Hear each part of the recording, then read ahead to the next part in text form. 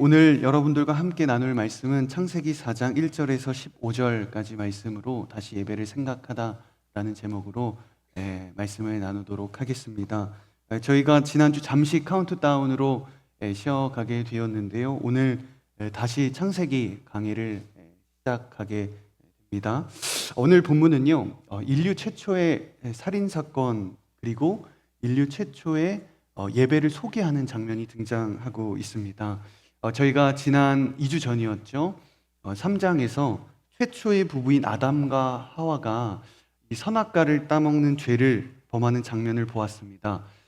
지극히 작은 하나님의 말씀에 왜곡에서 출발했습니다. 그러나 그 결과는 굉장히 처참했죠. 하나님과 인간 사이의 관계가 파괴되었죠.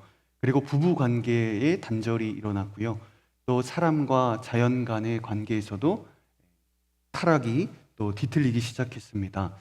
오늘 본문을 크게 두 부분으로 나누어 살펴보겠습니다. 첫 번째는 하나님이 주목하시는 예배입니다. 하나님이 주목하시는 예배. 우리 3절에서 5절까지의 말씀 다시 한번 읽어보도록 하겠습니다. 시작. 세월이 흐른 후 가인은 땅에서 난 것을 여호와께 제물로 가져오고 아벨은 자기 양떼의 첫 새끼들과 양떼의 기름을 제물로 가져왔습니다. 여호와께서 아벨과 그의 제물은 인정하셨으나 가인과 그의 제물은 인정하지 않으셨습니다. 가인은 몹시 화가 나서 고개를 떨구었습니다. 인류 최초의 제사가 소개되는 장면이에요. 구체적인 제사법은 모세 때 주어지긴 하지만 그 전에도 하나님께 예배를 드리고 있었음을 우리는 알게 됩니다.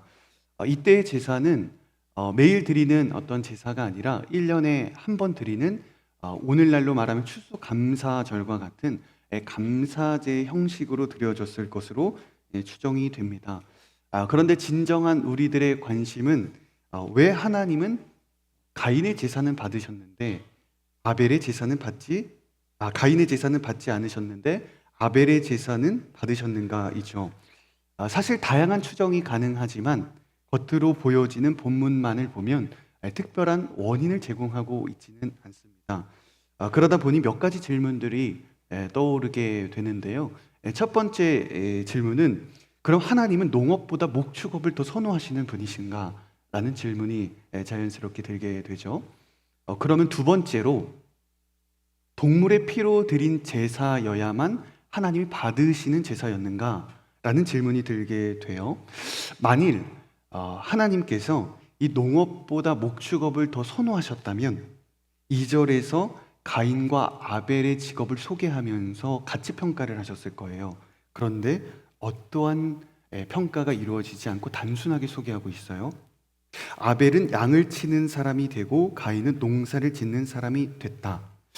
당시에는 이 목축과 그리고 농부는 사회 근간이 되는 기본적인 직업이었고 삶의 방식이었어요. 직업에 대한 차이를 두신 것이 아님을 알게 돼요. 그럼 두 번째, 동물의 피로만 제사를 드렸어야만 하는가? 레위기의 말씀을 보면 하나님은 곡식 제사를 소개하고 계시고요. 또 기름으로 드리는 제사도 인정하셔요. 그래서 하나님은 제물의 크기와 종류에 따라 제사를 받으시는 분이 아님을 우리는 또 한 가지 알게 됩니다. 그렇다면 여기에서 다루어지는 문제가 단순하게 제사의 종류거나 직업에 따른 종류거나 그런 계급에 따른 갈등과 대립이 아님을 우리는 전제로 출발해야 합니다. 가인과 아벨로 대표되는 인간 문제, 인간 일반의 문제라는 것을 우리가 알고 이 시간 출발합니다.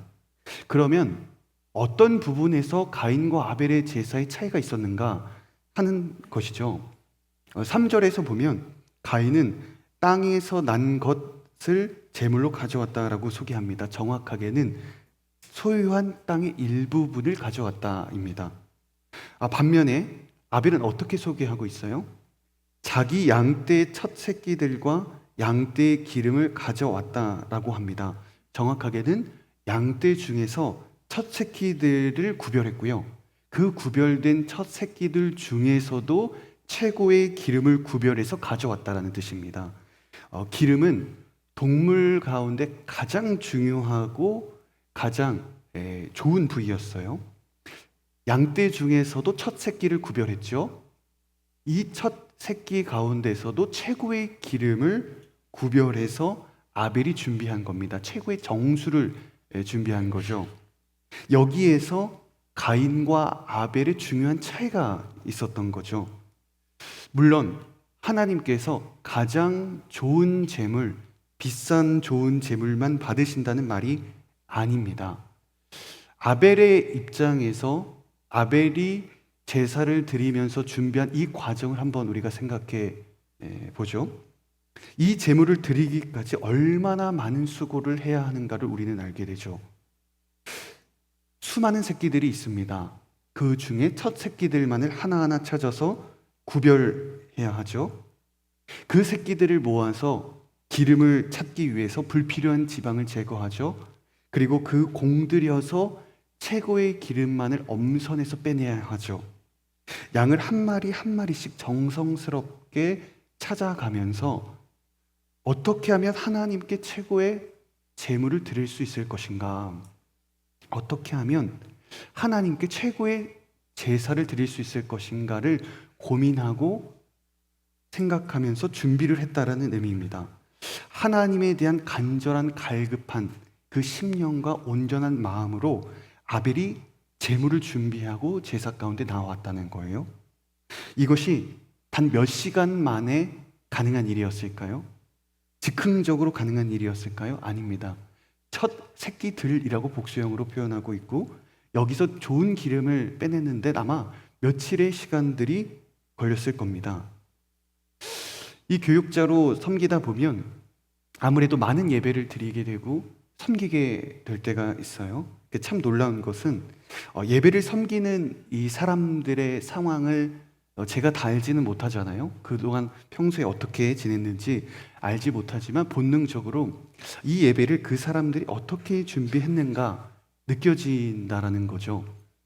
영적인 흐름 같은 것들이 이렇게 느껴질 때가 있어요.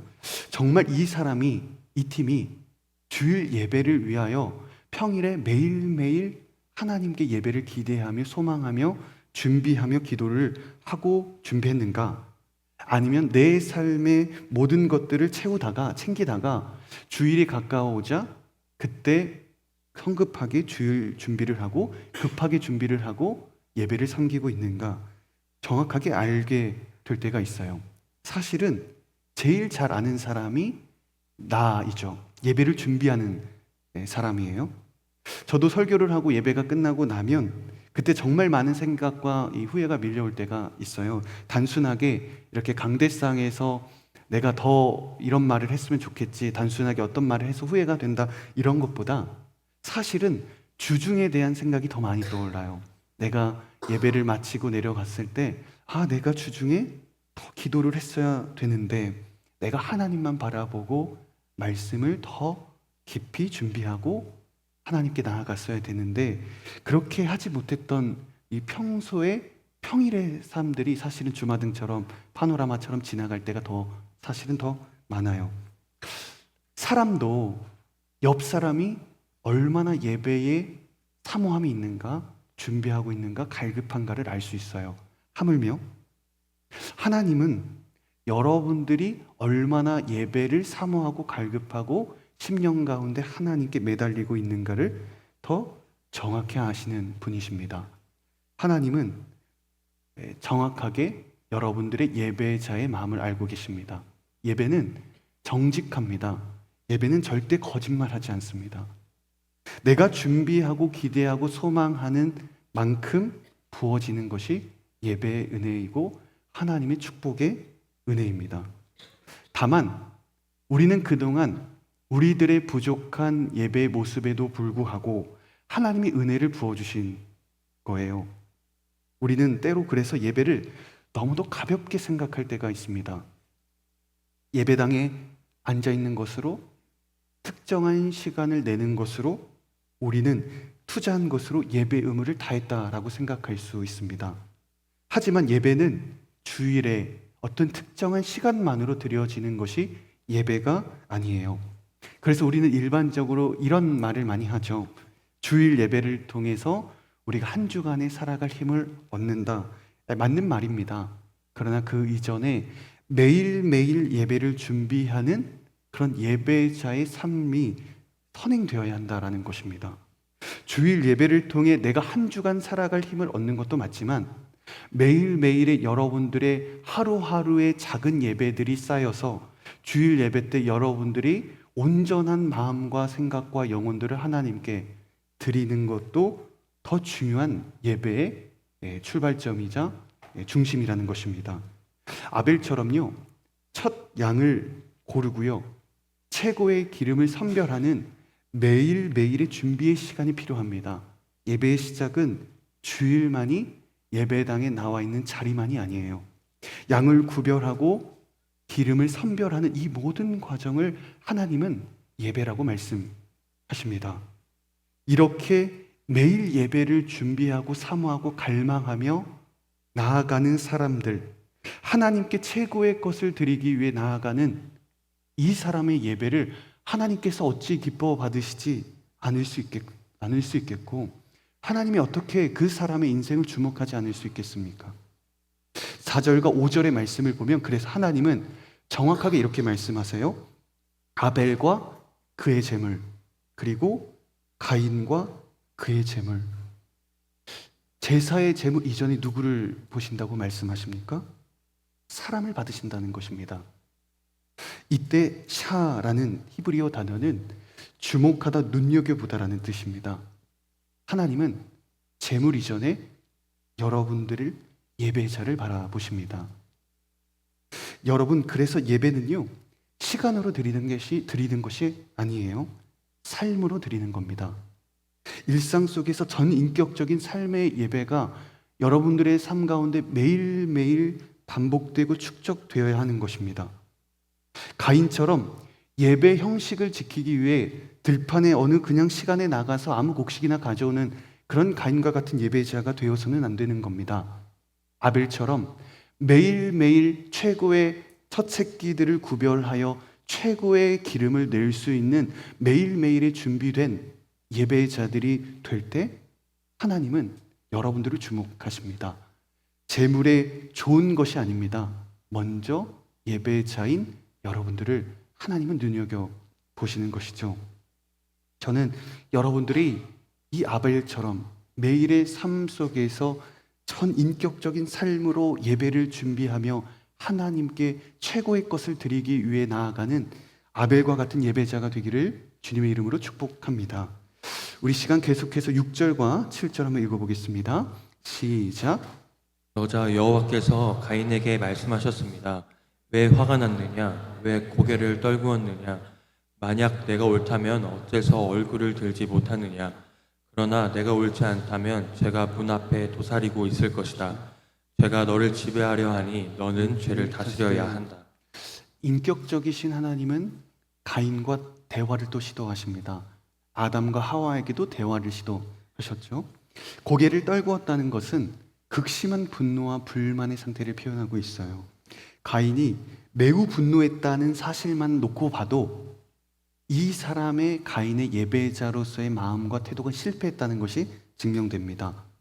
그가 정말 하나님 앞에 겸손하고 최고의 예배를 드리는, 하나님을 경외하는 예배자였다면 그는 자신의 부족함을 돌아보고 더 나은 제사를 위하여 나아갔을 겁니다. 그는 하나님께서 설사 그의 예배를 인정하지 않으셨다라고 할지라도 그는 수용했을 겁니다. 그런데 자신의 제사의 문제를 누구에게 돌리고 있어요? 위로는 하나님께, 옆으로는 동생에게 돌리고 있습니다. 자신의 예배가 하나님께 당연하게 받아들여져야만 한다라는 그 사실조차도 내려놓는 것이 예배임을 그는 생각했어야만 하는 거죠. 여러분, 우리의 예배가 당연하게 하나님이 받으셔야만 한다라는 것은 우리들의 교만입니다. 우리가 아무리 열심히 예배를 준비하고요, 수련회를 준비하고 카운트다운을 준비해도 하나님은 우리의 예배를 받으시고 우리에게 은혜를 베풀어야만 한다라는 전제는 올바른 예배자의 태도가 아닙니다. 예배를 받으시는 결정권자는 오직 하나님이십니다. 주권이 하나님에게 있습니다. 우리가 이만큼 예배를 준비했고 우리가 이만큼 수고하고 우리가 이만큼 노력했으니 하나님 나에게 준비한 것 이상의 은혜를 주십시오가 아니라 아무리 해도 부족할 수밖에 없는 최고의 예배를 드리기 위해 아무리 노력하고 갈망하고 갈급해도 하나님께서 나의 부족함을 보실 수밖에 없는 우리들의 연약함을 가지고 내가 주님께 나아갑니다. 하나님, 부족한 나의 예배를 받아 주십시오. 저희의 예배를 긍휼하게 생각해 주시고 주님, 원하신다면 우리들에게 자비를 베풀어 주십시오. 라는 이러한 마음이 진정한 예배자의 마음이라는 것이죠. 하루의 예배가 실패했다고 좌절해서는 안 됩니다. 우리는 더 나은 예배자가 되면 되는 것입니다. 여러분 스스로를 오늘보다 내일 더 나은 예배자가 되기 위해 스스로 끊임없이 만들어 가십시오. 진정한 예배자는요, 더 나은 예배자가 되기 위해 지금 안주하지 않고 끊임없이 하나님 앞에 나아가는 예배자가 하나님은 참된 예배자라고 말씀하고 계십니다. 7절을 보세요. 하나님은 가인에게 경고하셨어요. 가인의 내적 상태를 정확하게 하셨습니다. 그래서 그에게 말씀하셨어요. 이런 말이죠. 너가 여전히 참된 예배를 드릴 마음, 태도, 더 나은 예배를 드릴 생각이 없다면 언제든 죄가 너를 삼킬 수 있는 상황 가운데 있다. 다시 말하면 내 삶의 예배가 올바르게 세워져야만 모든 삶의 질서가 바로 세워질 수 있다라는 이야기를 하시는 겁니다. 예배에 실패한 사람은 절대로 삶의 자리에서 승리할 수 없습니다. 실제 삶의 문제는 삶의 문제에 쫓아다니면서 해결할 때 풀리는 것이 아니라 예배를 온전하게 참된 예배의 본질을 내가 회복할 때 해결되는 것인 줄로 믿습니다. 예배를 사모하고 끊임없이 갈망하고 갈급하며 하나님 앞에 나아가는 예배자가 되어야 합니다. 우리의 삶의 개인적인 우선순위를 다 정하고 나서 남는 시간이 되어서 예배를 드리는 예배자가 아니라 내 삶의 모든 것을 예배를 중심으로 두고 삶의 다른 부분을 재조정하는 그런 참된 예배자가 여러분들이 되기를 주의 이름으로 축복합니다.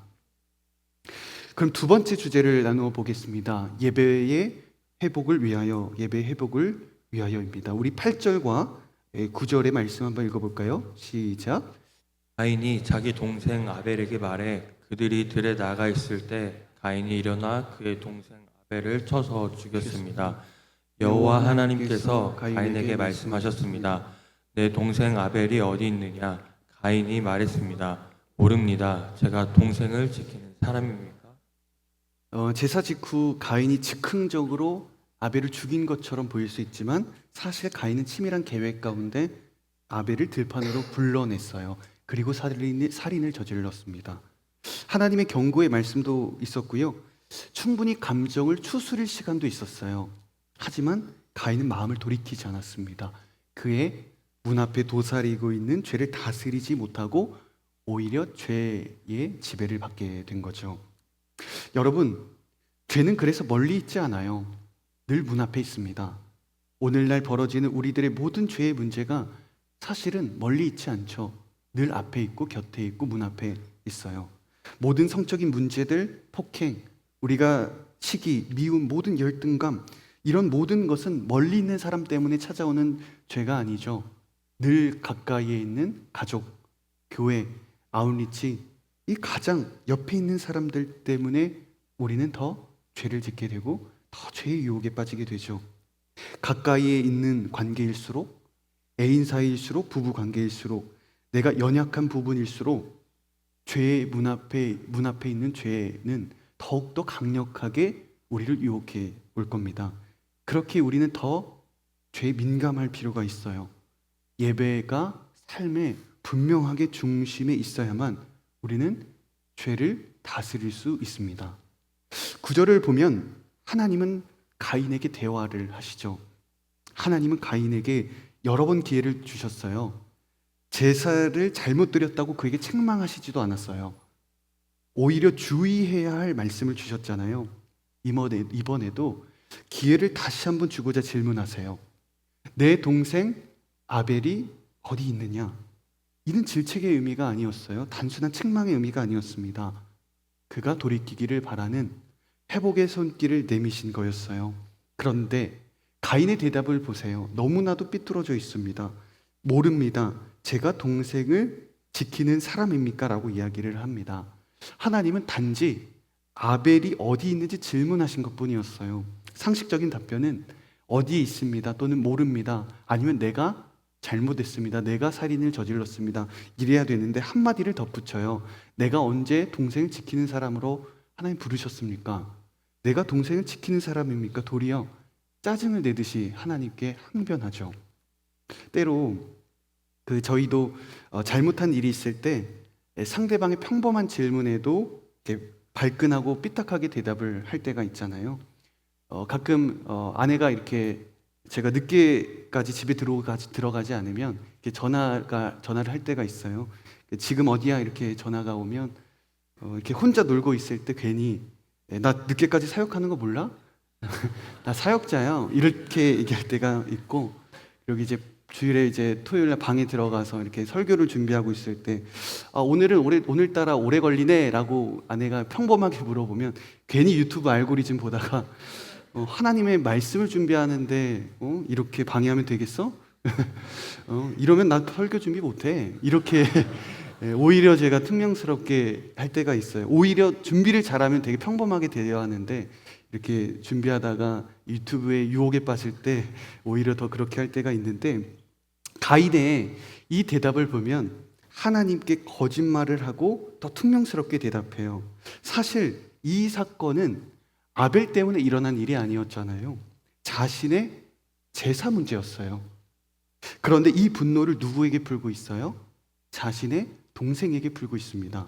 마치 아벨 때문에, 자신의 아우 동생 때문에 내 예배가 받아들여지지 않은 것처럼 생각한 거예요. 심각한 열등감에 빠져 있어요. 사실 가인은 아벨보다 부족하지 않은, 넘치면 넘치는 사람이었지 부족한 사람은 아니었어요. 왜냐하면 우리가 1절 말씀을 보면 알 수 있습니다. 우리 1절 말씀 한번 읽어볼까요? 시작. 아담이 그 아내 하와와 동침하니 그녀가 임신해 가인을 낳고 말했습니다. 여호와의 도우심으로 내가 아들을 얻었다.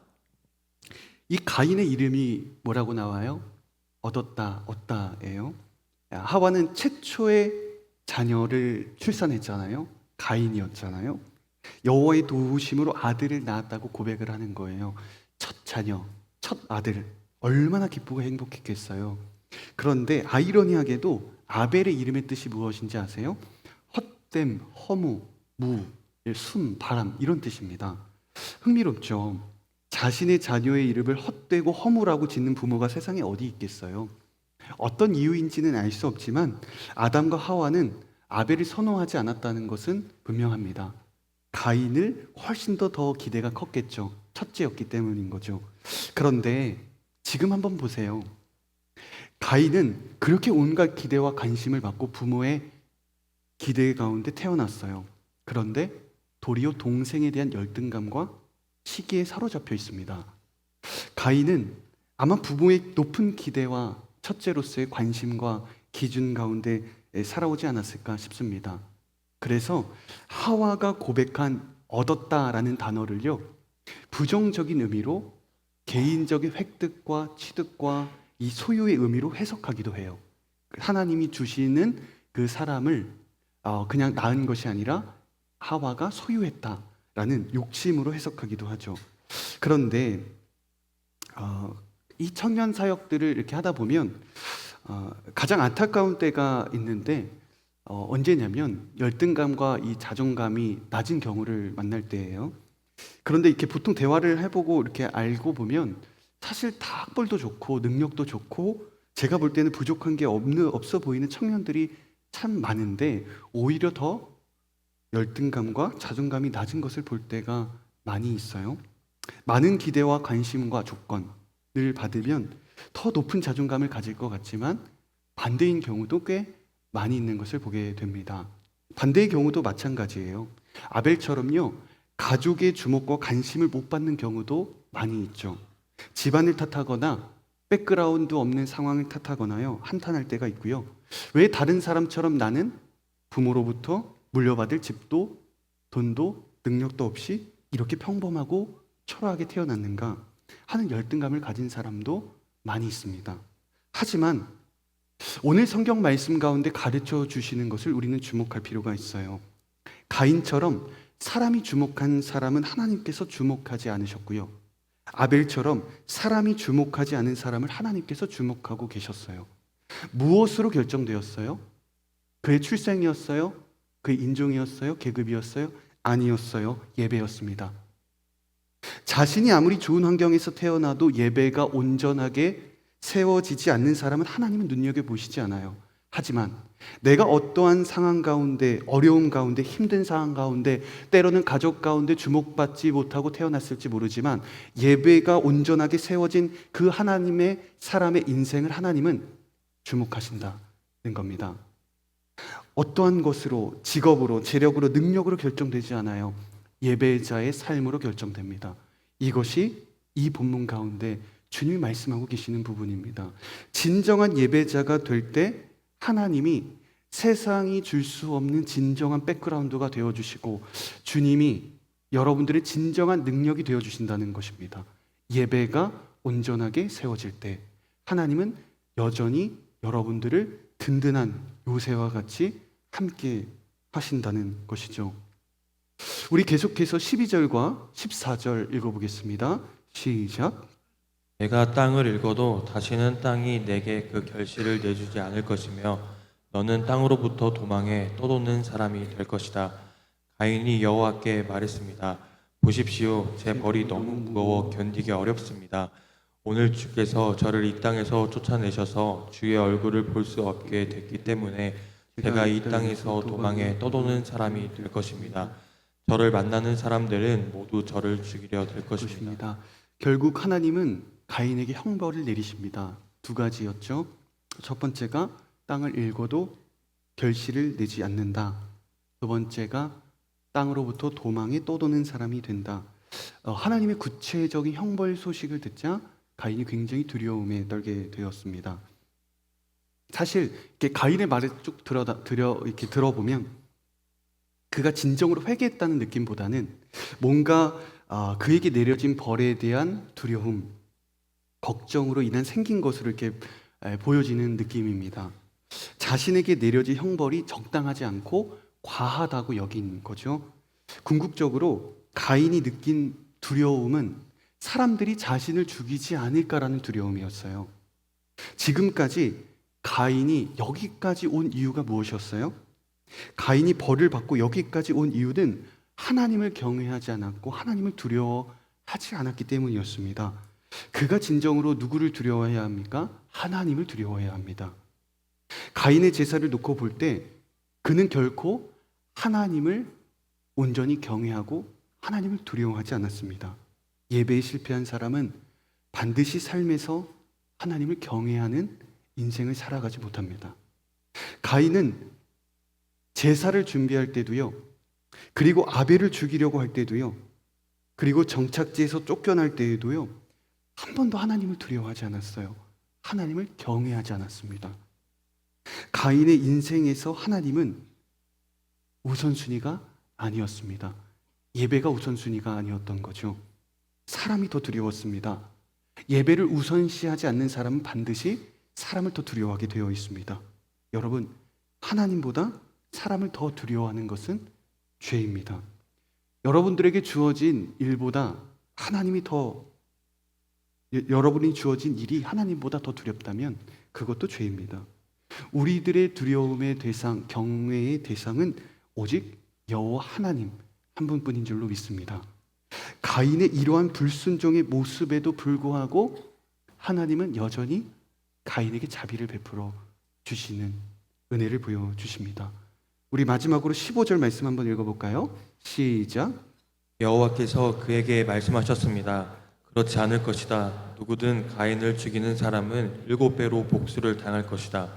그리고 여호와께서 가인에게 한 표를 주셔서 누구를 만나든 그가 가인을 죽이지 못하게 하셨습니다. 인격적인 하나님은 그럼에도 불구하고 가인의 청을 들어주시고 누구든 가인을 죽이려고 하는 사람에게 7배로 복수할 것이라고 약속하셨어요. 그리고 가인에게 한 표를 주십니다.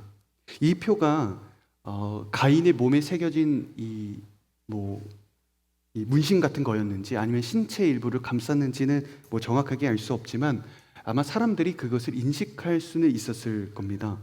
그런데 이때 이 표지에는 두 가지 의미가 담겨 있어요. 첫 번째가 뭐냐면 하나님의 보호하심입니다. 그리고 두 번째가 죄의 흔적이에요. 사람들은 가인의 표를 보면서 그를 공격하지 않았을 겁니다. 도망가거나 피했겠죠. 하나님의 보호하시는 의미를 담고 있어요. 반면에 가인의 입장에서 보면 이 표를 가지고 다니는 것은 죄의 흔적을 가지고 있는 것으로 생각하게 되죠. 그런데 중요한 건 단순히 죄의 흔적을 지니면서 죄책감을 살라고 하나님께서 이 뜻을, 이 표지를 주신 것이 아니었습니다.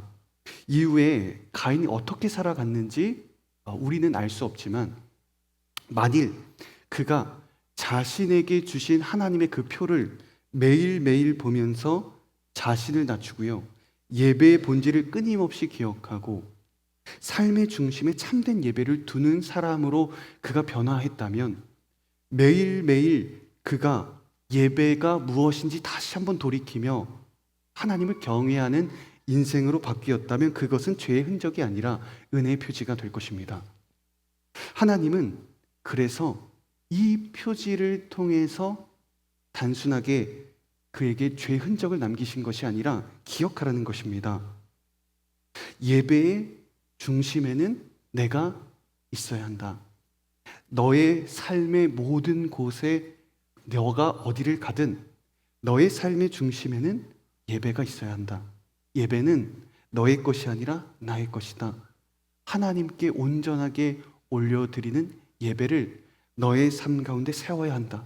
다시는 너가 아벨을 죽였던 그때의 제사로 돌아가지 말고 진정으로 본질을 회복하며 살라는 하나님의 소망의 표지인 것입니다. 하나님은 예배에 실패한 가인에게 표지를 주심으로 끊임없이 예배의 본질을 회복하고 예배의 중심을 잡도록 하신 겁니다. 그만큼 하나님은 예배의 회복, 삶의 중심에 여러분들이 걸어가는, 머무는 그곳이 어떤 곳이든 그곳에 예배를 세우기를 원하시는 분이십니다. 오늘 말씀을 묵상하면서 하나님께서 가인의 재물을 인정하지 않으셨다라는 이 말씀이 나오잖아요. 사실 하나님께서 가인에게 주신 배려이자 사랑이지 않을까 싶기도 했어요. 여러분, 사람이요, 은사대로 섬기고 은사대로 예배를 섬기고 은사대로 예배드리고 은사대로 살아갈 수 있어요. 찬양팀, 예배팀 매일 예배를 매일매일 예배 가운데 하나님이 중심에 두지 않아도요, 여러분들에게, 청중들에게 은혜를 줄 수 있어요. 제가 하나님 앞에 온전하게 서 있지 않아도요, 내가 매일매일의 삶에 하나님만 바라보지 않아도요, 설교하고 기도할 때 여러분들에게 은혜를 끼칠 수 있습니다. 은사 있으면 예배에 별다른 기대가 없어도요, 하나님 음성 들을 수 있고요, 예배에 별로 은사가 없어도 충분히 은혜 받고 돌아갈 수 있어요. 진짜 문제는 무엇이냐면 이것이 나의 능력인 줄 알고 하나님께서 우리들에게 주시는 배려와 은혜인 줄 모를 때입니다. 적당히 해도 되겠지, 내가 삶의 중심 가운데 하나님께 온전하게 예배의 마음을 두고 살아가지 않더라도 내 은사만으로 하나님을 섬길 수 있지, 충분하게 하나님만 바라보는 삶을 살지 않더라도 은혜 받을 수 있고 예배 은혜 줄 수 있고 살아갈 수 있지 라는 이 사실이 사실은 더 위험한 겁니다. 그래서 우리는 절대 간과해서는 안 되는 것이 있어요. 하나님의 자비하심과 하나님의 은혜가 나의 부족한 예배자의 마음임에도 불구하고 역사하는 것입니다. 진정한 하나님의 사랑은 말씀해 주시는 거예요. 이거 너가 드리는 예배 아니야. 이 마음, 너가 드리는 그 마음, 너의 충족을 위해서 드리는 예배야. 하나님, 나를 위해 온전하게 드려지는 예배가 아니야. 너가 드리는 예배, 나에게 온전히 드리는 예배 아니고 너에게 주목하는 예배야. 이 예배, 너의 삶을 온전하게 태우는 예배 아니고 너의 삶을 온전히 태우지 않는 예배야. 나에게 온전하게 나아가지 않는 예배야 라고 말씀하시는 것이 진짜 하나님의 사랑이고 돌이키고 기회를 주시는 겁니다. 하나님은 그래서 가인에게 기대하셨던 거예요. 그의 재물을 인정하지 않으셨지만 그래서 그에게 책망을 하지 않으셨던 거죠. 그가 돌아올 수 있도록, 깨달을 수 있도록, 그리고 무엇보다 진정한 예배를 가르쳐 주기 위해서 가인의 제사에 브레이크를 거신 겁니다. 예배의 실패는 여러분들의 인생의 전체 실패를 말하는 것이 아니에요. 다음에 더 나은 예배를 드리면 되고요. 다시 예배의 본질로 돌아가서 하나님의 마음을 품으면 되는 것입니다. 사랑하는 여러분, 예배의 본질을 회복합시다. 오늘보다 더 나은 예배를 드립시다. 그래서 여러분들이 하나님 앞에 부름을 받는 그날에 여러분들의 인생 가운데 가장 최고의 예배를 하나님께 올려드릴 수 있는 여러분들이 되셨으면 좋겠습니다. 예배의 회복이 인생의 능력입니다. 예배의 회복이 삶의 해결의 유일한 해결책입니다. 오늘 결과적으로요, 가인의 실패를 통해 결론적으로 암울한 결말이 되었지만 그럼에도 불구하고 우리는 희망의 빛 하나를 발견할 수 있어요. 아담과 하와가 에덴 동산에서 쫓겨났을 때 처음으로 오늘 본문이 소개되는데 예배였어요. 가인이 쫓겨나서 아벨이 죽고 나서요, 아담에게 또 다른 자손을 주셨는데 셋이었거든요. 그의 아들이 에노스였어요. 그때 비로소 사람들이 여호와의 이름을 부르며 예배했다고 기록합니다. 그리고 홍수 심판이 일어났어요. 노아가 제일 먼저 한 일이 무엇인지 아세요? 제단을 쌓고 예배를 드렸어요. 바벨탑 사건을 통해서 모든 민족이 흩어지고 심판이 임했습니다. 그런데 아브라함이 가나안 땅에 들어갔을 때 제일 먼저 뭐 했냐면 예배를 드렸어요. 제단 쌓았습니다. 예배가 우선이었습니다. 성경은 끊임없이 시대적 위기 가운데 인생의 어려움 속에서 가장 먼저 예배를 회복하게 하시고 세우는 것을 가르쳐 주세요. 왜냐하면 예배가 세상의 유일한 소망이자 예배만이 이 세상을 비출 수 있는 유일한 소망이 되기 때문입니다. 어렵고 힘들수록 예배가 우리의 삶의 전부가 되어야 하는 것입니다. 매일의 삶 속에서 드려지는 나의 삶의 작은 충실한 예배들, 본질에 집중한 예배들, 나에 주목하는 것이 아니라 하나님께 집중하는 온전하게 하나님께 올려드리는 예배, 이러한 예배가 회복될 때 오늘 우리들의 삶, 나아가 온 세상과 열방은 하나님의 빛 가운데 하나님의 나라가 온전히 임하고 회복되는 역사가 있을 줄로 믿습니다. 우리 이 시간 함께 찬양하며 나아갔으면 좋겠는데요. 우리 이 시간 자리에서 다 함께 한번 일어나셔서 우리 찬양으로 우리의 믿음의 고백을 드리며 나아가겠습니다.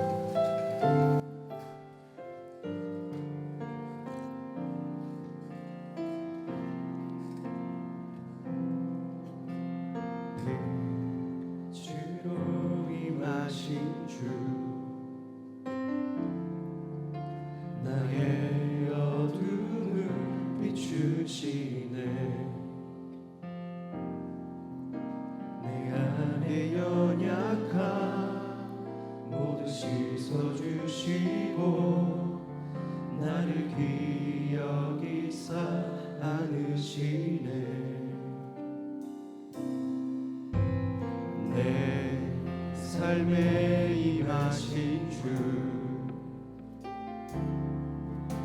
모든 두려움 덮으시네.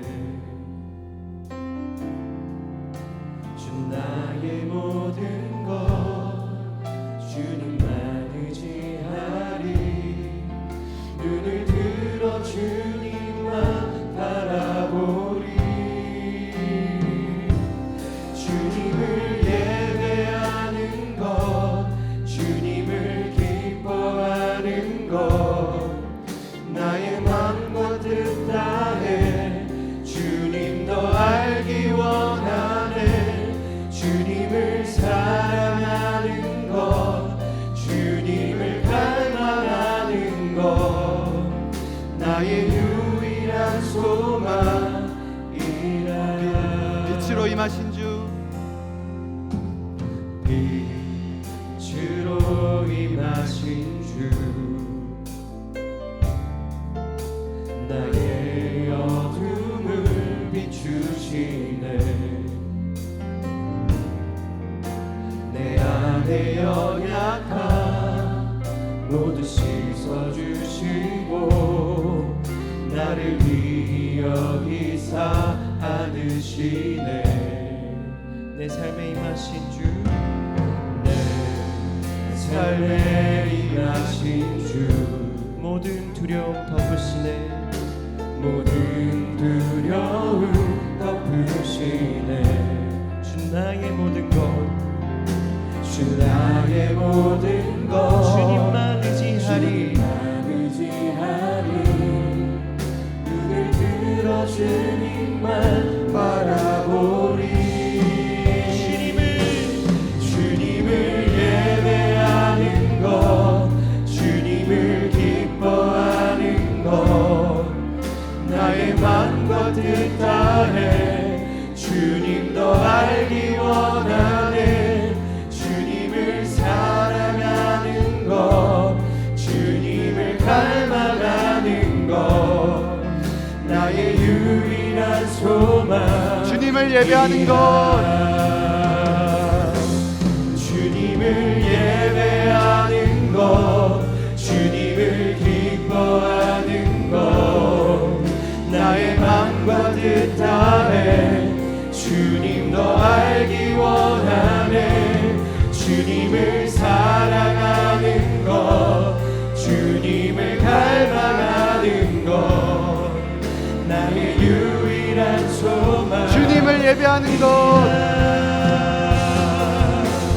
주님을 예배하는 것 주님을 기뻐하는 것 나의 맘과 뜻 다해 주님 더 알기 원하네 주님을 사랑하는 것 주님을 갈망하는 것 나의 유일한 소망이라 사랑하는 여러분 우리의 예배의 본질이 회복되고 하나님은 우리에게 다시 한번 참된 예배자의 모습으로 나아가라고 말씀하십니다. 여러분 예배가 회복돼야 삶의 질서가 생기고 예배가 회복될 때 나의 인생 가운데 하나님의 놀라운 빛 가운데 걸어갈 수 있습니다. 우리의 삶에 잃어버렸던 우리가 예배의 본질을 놓쳤던 우리들의 삶에 다시 한번 우리의 삶의 예배가 새겨지기를 원합니다. 우리의 삶의 예배가 온전하게 하나님만 바라보는 예배가 되기를 원합니다. 예배는 나에게 주목하는 것이 아니라 하나님께 드려지는 것입니다. 하나님은 여러분을 예배의 자로 부르셨습니다. 여러분이 어디에 있든 간에 여러분들이 그 어떠한 곳에 머물들 간에 여러분들은 예배자로 하나님이 부르셨습니다. 그곳에서 사랑하는 여러분 예배자의 본질을 회복하시고 참된 예배자의 마음으로 하나님을 경외하며 나아가시기를 소망합니다. 이 시간 우리의 마음 가운데 우리의 심령 가운데 다시 한번 예배자의 마음으로 나아가 예배 회복을 우리에게 허락하여 주시옵소서. 우리 시간 주여 한번 외치고 기도하겠습니다. 주여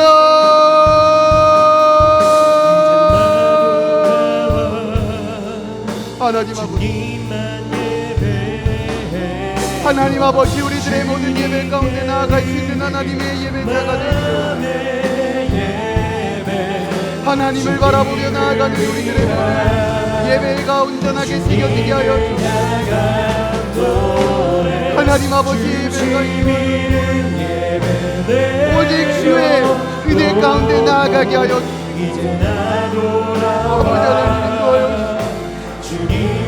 오직 예배하는 마음 가운데 우리들의 삶의 여정이 인도하여 주시고 하나님의 마음으로 나아가게 하여 주시옵소서. 하나님 주님을 위한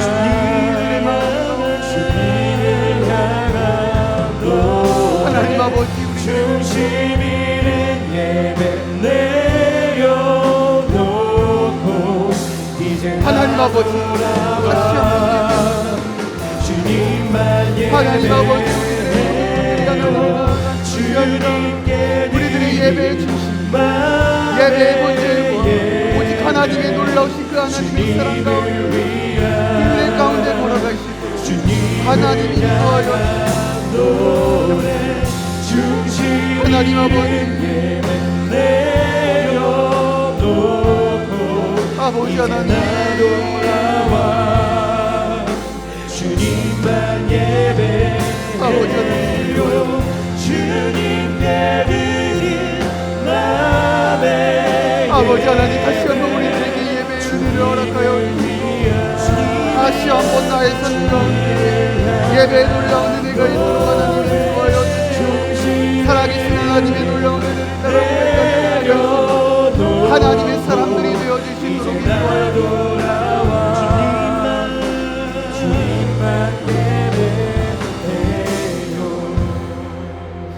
사랑하는 여러분, 이 시간 우리가 다시 한번 예배 가운데 결단하며 나아가기를 원합니다.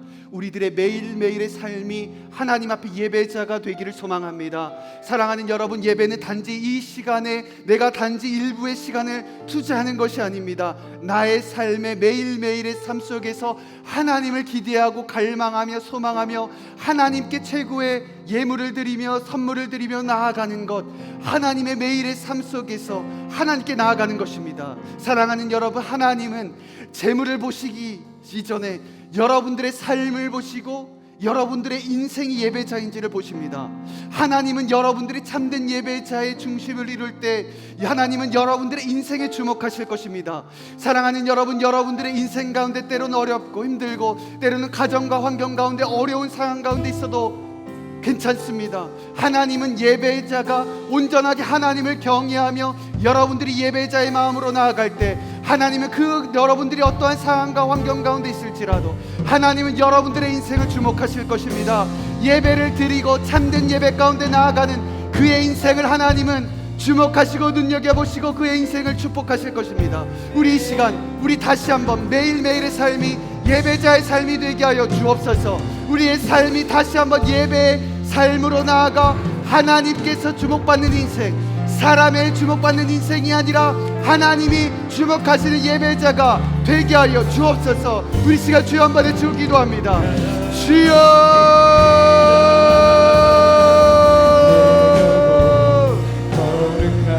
하나님 아버지, 우리가 모든 것들 가운데 다시 한번 예배의 삶으로 결단하며 나아가기를 원합니다.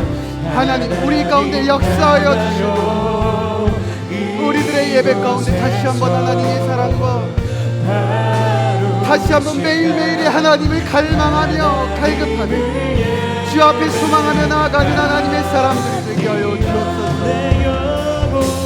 아버지 하나님, 우리가 하나님 앞에 나아가는 모든 순간 속에서 하나님을 예배를 드리고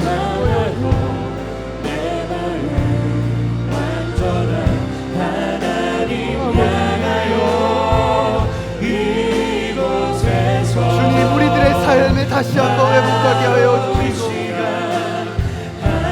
하나님을 예배하며 나아가기를 원합니다. 아버지,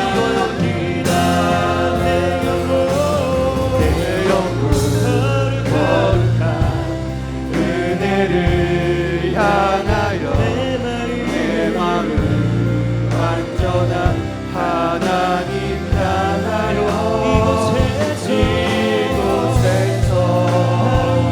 하루 이 시간 하나님을 예배합니다.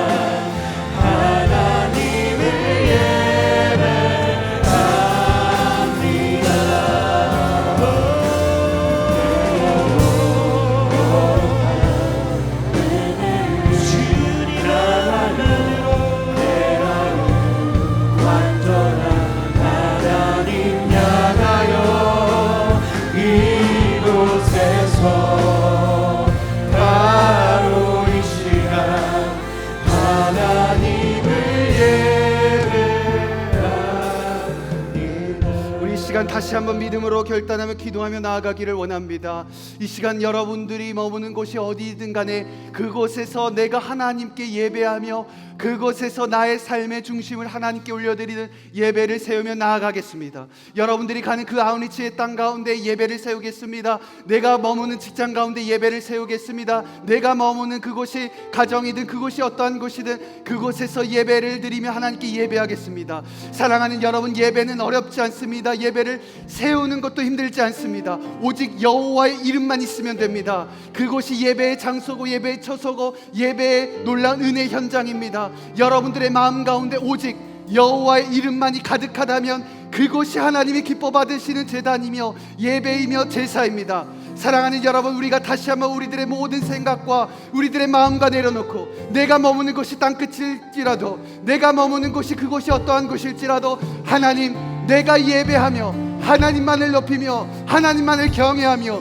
예배자를 세우며 예배자로 나아가며 예배를 세우는 인생이 되겠습니다. 우리 시간 마지막으로 믿음으로 결단하며 주여 한번 외치고 기도합니다. 주여,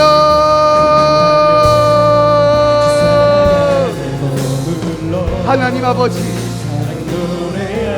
아버지, 우리가 다시 한번 우리가 다시 한번 예배를 통하여 나아가기를 간절하게 원합니다. 하나님의 소망 가운데 나아가기를 간절하게 원합니다.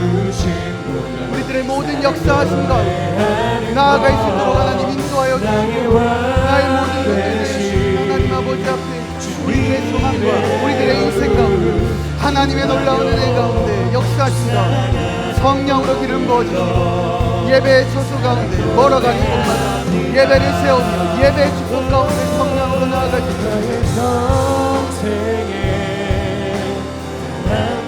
하나님, 하나님 아버지,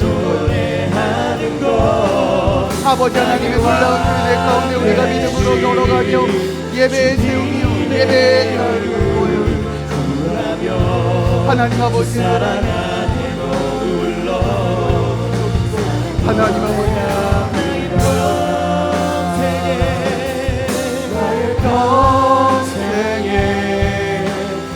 한 가지 소원, 주의 아름다우심 보며 사랑 노래하는 것, 나의 왕 되신 주님의 얼굴 구하며 주 사랑 안에 머물러 사랑 노래합니다.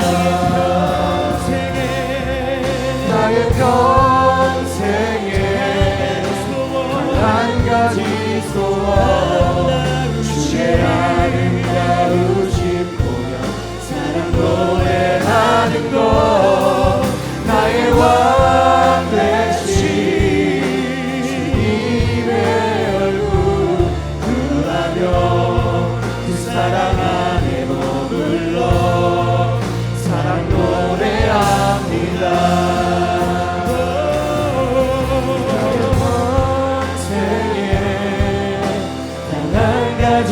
소원, 주의 아름다우심 보며 사랑 노래하는 것, 나의 왕 되신 주님의 얼굴 구하며 주 사랑 안에 머물러 사랑 노래합니다. 예배를 받기에 합당하신 하나님 아버지, 우리의 삶의 평생의 우리의 소망과 소원이 하나님을 예배하는 예배자가 되게 하여 주옵소서.